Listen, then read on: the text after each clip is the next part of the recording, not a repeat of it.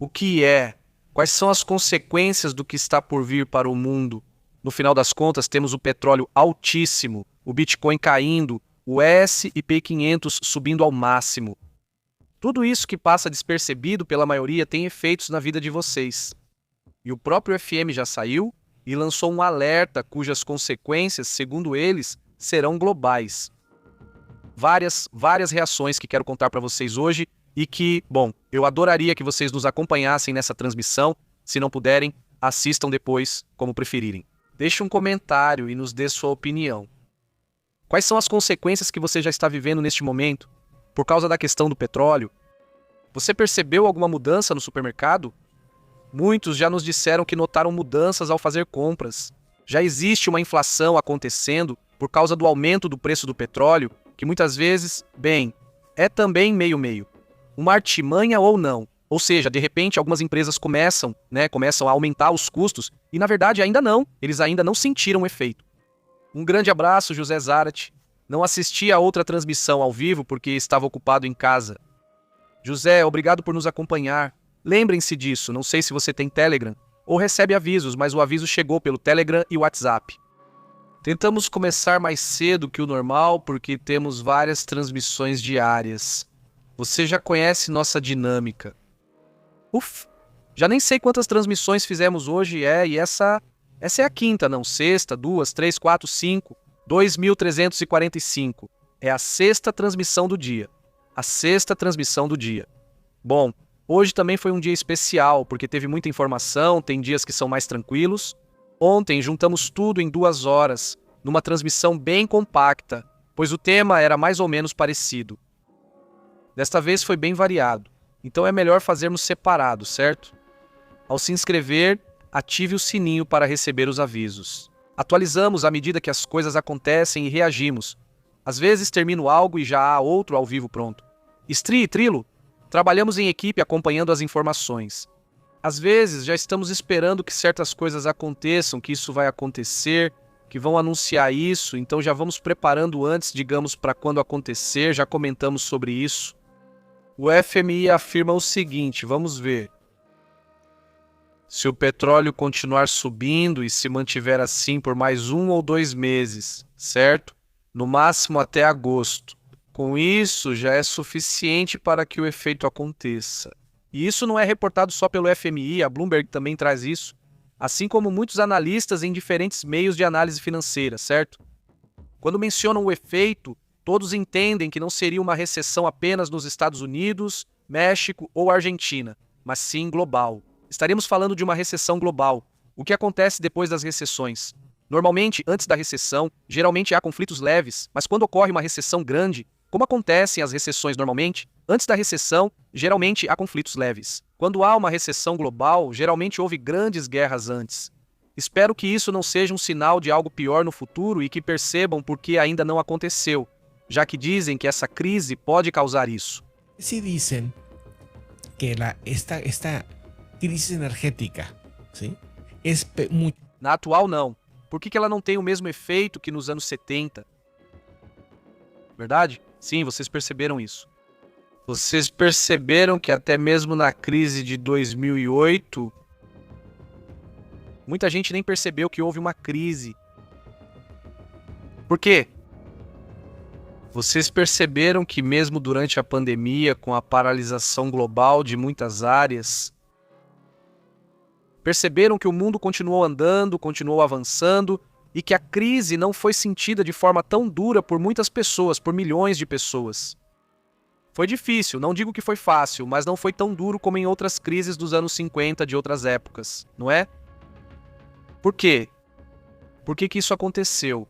Bem, vários fatores, mas um dos fatores é porque as operações das pessoas se diversificaram, ou seja, muitas pessoas e as economias agora mesmo estão muito diversificadas. Então você não tem mais apenas uma forma de gerar recursos, mas sim centenas ou milhares de formas de gerar recursos. Ou seja, as economias de hoje são muito mais resistentes às crises. Isso é em nível global.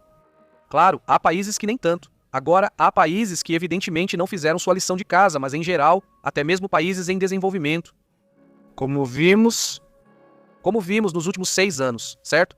quando aconteceu toda a pandemia e tudo isso, como vivemos isso?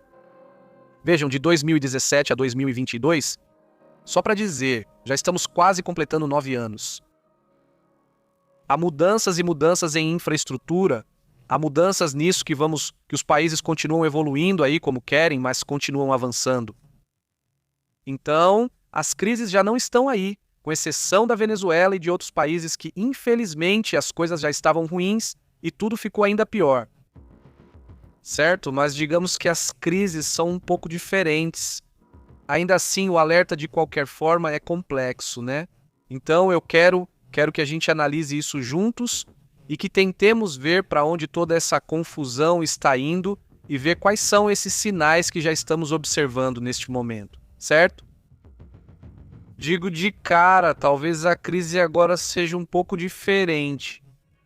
Dá para sentir que, olha, a crise sim, e talvez o tomate esteja mais caro, mas, por exemplo, agora, literalmente ontem, fomos ao supermercado e já estava de novo a 31 pesos o quilo, né? Esse é o preço exato de como estava o preço alguns meses antes de começar a guerra, né? Ou seja, um pouquinho melhor, chegou a ficar mais barato, mas enfim, está mais ou menos na mesma faixa. Então, aonde quero chegar? É que, bom, realmente teve um aumento, mas ao mesmo tempo já voltou um pouco ao normal, como se as coisas tivessem se ajustado, né? Principalmente em questões que são mais básicas, as coisas meio que se ajustaram. A gasolina continua um pouco mais cara, mas fora isso, né, os alertas realmente estão ascendendo para o futuro próximo. O Fundo Monetário Internacional alerta que o aumento dos preços do petróleo e derivados, como fertilizantes e plásticos, ou seja, muitas coisas que diz esse gás-avião, ou seja, todas as coisas que são usadas para transporte, né, afirmam que todos os derivados e a gasolina e o petróleo em geral já estão gerando uma pressão inflacionária em nível global. Segundo a porta-voz do FMI, Julia Kosek, afirma que os mercados começaram a refletir esse efeito já agora, mas que o principal vai começar a ser visto mais adiante. O fator principal foi a interrupção do petróleo pelo Estreito de Hormuz. Desde o início do conflito, em 28 de fevereiro até agora, foi registrado, atenção nisso, um salto de mais ou menos um aumento do preço do petróleo de 35% durante o mês de março. Após as negociações até ajustou um pouco, mas o preço seguiu alto. Bem elevado, né? Olha, eu queria fazer um mini cálculo porque acho que não está bem feito, acho que o cálculo não está certo. Deixa eu ver se você tem razão. Essa, a do FMI ou não, vamos para a data exata do dia 20, que ele disse 28. 20 ou você volta ao início da guerra, certo? Aqui está, olha, é o salto e depois vamos ver até lá em cima.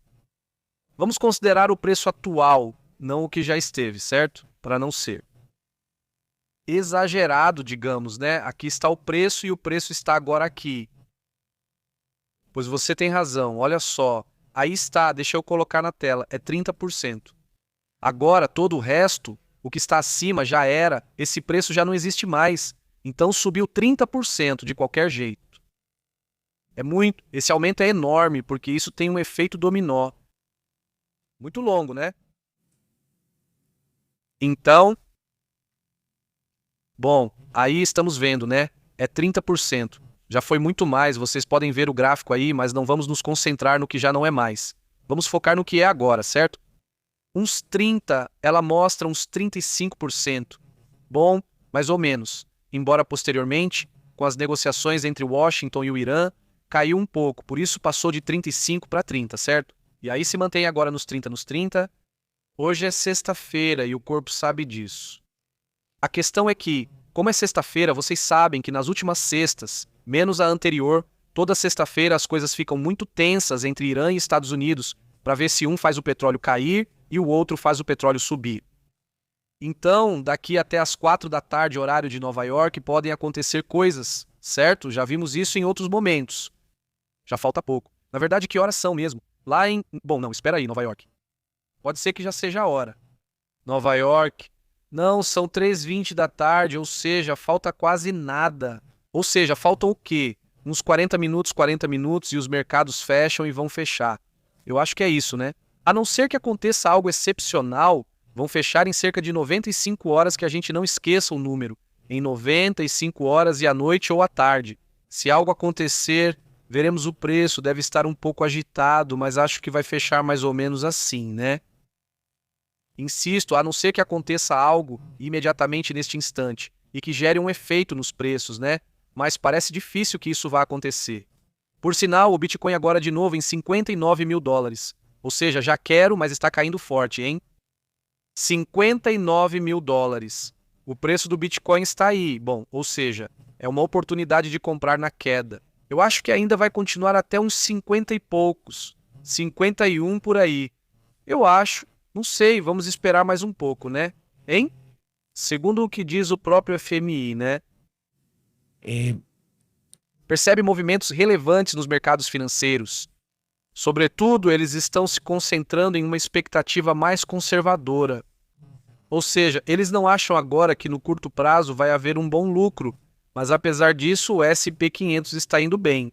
A OSD também alertou e reduziu as previsões econômicas para 2026, indicando aumento nos preços de energia e fertilizantes, afetando o crescimento mundial. Então, de agora até agosto, é preciso refazer este vídeo e ver se realmente já está sendo dado o sinal completo de uma recessão. Se o preço continuar alto, 90, 100 dólares, então provavelmente estaremos dizendo em agosto: olha, possivelmente para 2026 vai começar uma recessão. 2027. Talvez até o fechamento do ano seja meio forte, né? Ou, ao contrário, talvez as coisas já tenham se acalmado, se tranquilizado. É importante lembrar do fator Venezuela, que terá mais petróleo, mesmo não sendo do mesmo tipo, mas ainda assim ajudará um pouco. E a possibilidade, então, de que o Estreito de Hormuz seja reaberto e que tudo volte exatamente à mesma normalidade. E até o preço do petróleo pode cair ainda mais. Vamos para outro assunto importante. Confiram.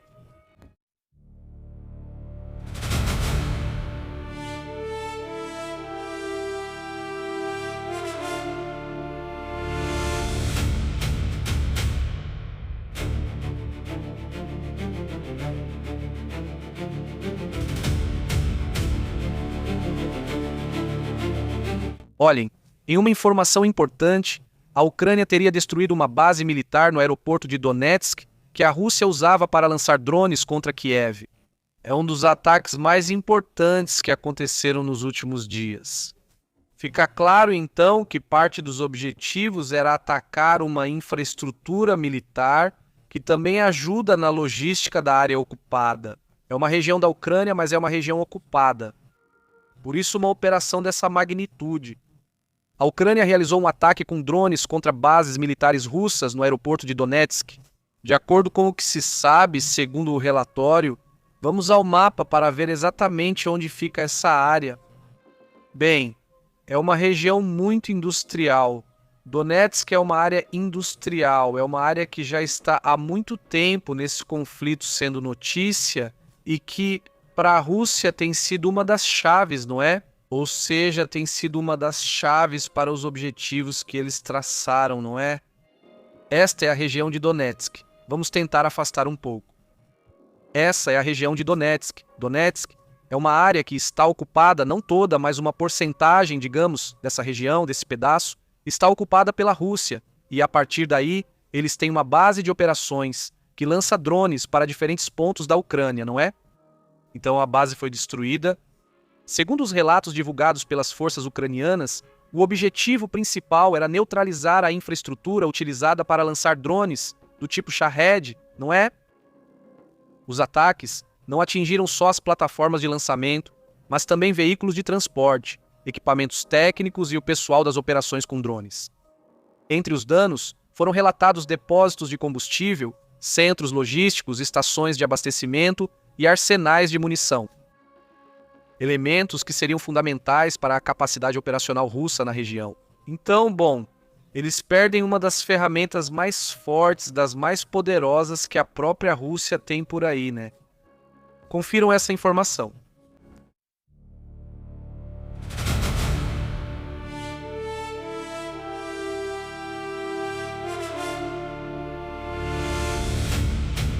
Olhem, prestem atenção nesse dado. Em plena invasão à Ucrânia e com todos os gastos que uma guerra implica por 4 anos, surpreende que a Rússia tenha admitido que está com um déficit orçamentário enorme, Enorme. muito maior do que o previsto, de acordo com o que eles mesmos detalham, certo? Isso foi anunciado pelo próprio governo russo, não é? O que chama a atenção. Nesse sentido, eles passam a mensagem.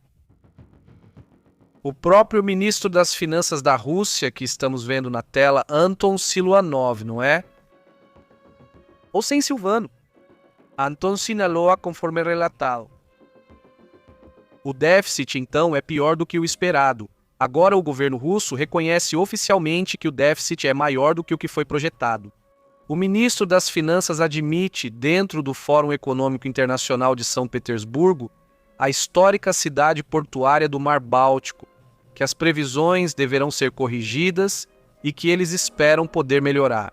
Mas o orçamento aprovado contempla um déficit equivalente a 1,6%, produto do produto interno bruto, 1,6%. Eles têm um déficit de cerca de 52 bilhões de dólares e não sabem como cobrir esse valor. No entanto, eles afirmam que esse buraco fiscal era ainda maior e que acham que pode até se estender um pouco mais. Moscou afirma que poderia cobrir o déficit por meio de reservas orçamentárias, ou seja, há reservas que poderiam ser usadas para tentar tapar esse buraco. O principal tema é o bélico, ou seja, há um rombo no déficit, quer dizer, falta esse dinheiro para eles. É como perguntar de repente, quanto vou gastar no ano? E você percebe que o que você ganha no seu trabalho, não chega nem perto de cobrir todas as despesas que eu tenho para o necessário, para o básico, né? Alimentação, saúde, o que seja, não basta. Aí você pensa, como vou cobrir isso? Não, gastando mais. Como? Não dá, né? Obviamente não, e é isso que a Rússia está fazendo. A Rússia está gastando mais. Está aumentando ainda mais o buraco e basicamente é isso que está dizendo. Acho que isso sugere que ele pode ser demitido, já que isso normalmente não é aceito. Digo, em um país mais ou menos normal, sim, mas o responsável pelas finanças tem que dizer o que está acontecendo e que é preciso fazer algo, mas hoje em dia, ainda mais na Rússia, esse tipo de ruptura não é aceito, né? Você não pode dizer algo que vá contra o que o chefe disse, basicamente. E se fizer, então arque com as consequências, porque senão você está demitido. Agora vamos para os outros assuntos importantes. Bom,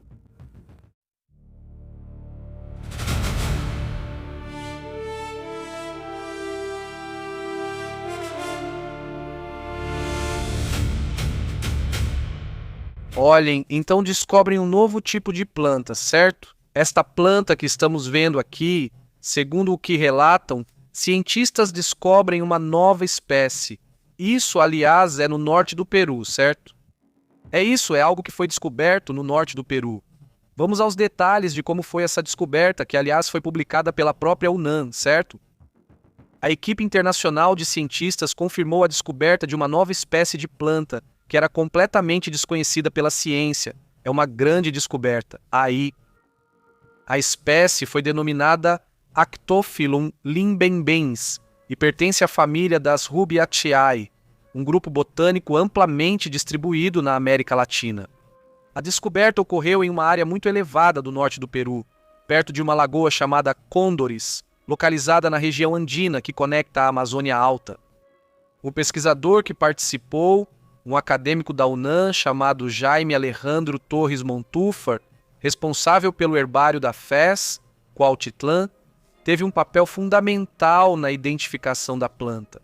O pesquisador peruano Daniel Montesino encontrou um exemplar que não correspondia a nenhuma espécie conhecida durante uma exploração científica na região. Após a descoberta inicial, foi realizada uma análise morfológica exaustiva utilizando microscópios e chaves de identificação especializadas para plantas da América do Sul. Os pesquisadores determinaram que as características observadas não correspondiam a nenhuma espécie registrada anteriormente nos bancos de dados botânicos internacionais. Então, interessante uma colaboração no caso peruano-mexicana, né?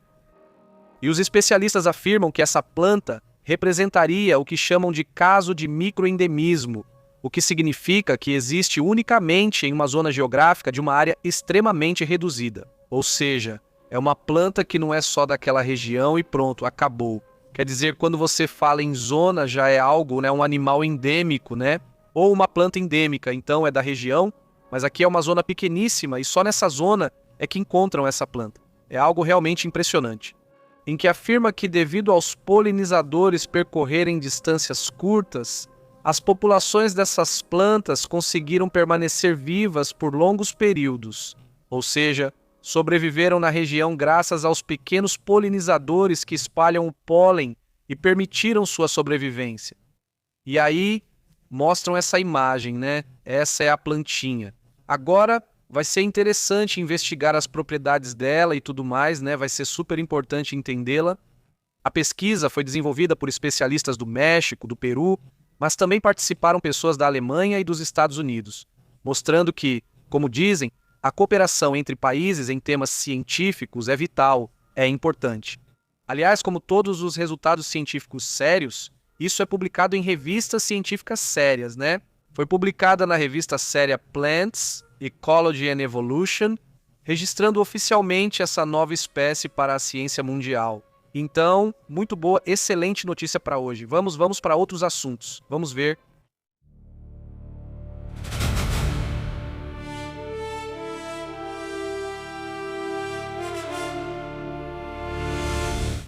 Como vocês estão? Saudações para Sol Garcia, Eliseu, Nicole e Franco.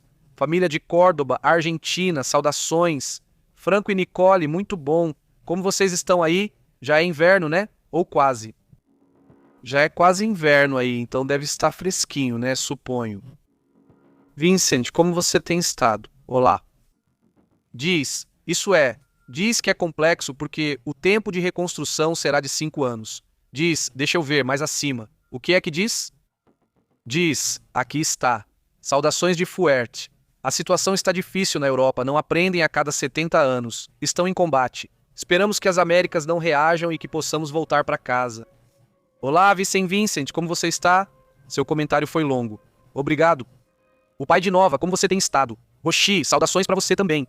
Toda a comunidade da Califórnia, da Flórida, do Texas, da cidade do México, Puebla, né, do Peru, da Argentina, obviamente, Colômbia, Espanha. Agradeço a todos que nos assistem de vários países, especialmente Porto Rico. Muito obrigado. Costa Rica também, né? Sim, é verdade. Saudações à comunidade do Leonardo. Ele diz, pai, é isso aí. Como você está, Leonardo? Como você está por aí? Um abraço para Espera-me. Como se chama sua cachorrinha? Esqueci o nome do seu cachorro. Mas enfim, envie um abraço para ele, por favor. Também para o seu cachorrinho. Ele mandou um abraço, disse, ok. Muito bom. Sol, Eliseu, espera o filho. Se você está assistindo ou ouvindo depois, ajude compartilhando e dando like. Vocês já sabem como nos apoiar, certo? Durante o dia, subimos resumos e postamos transmissões do que acontece no mundo. Continuamos atualizando lá. Obrigado por compartilhar e nos acompanhar. Nos vemos mais tarde. Até logo.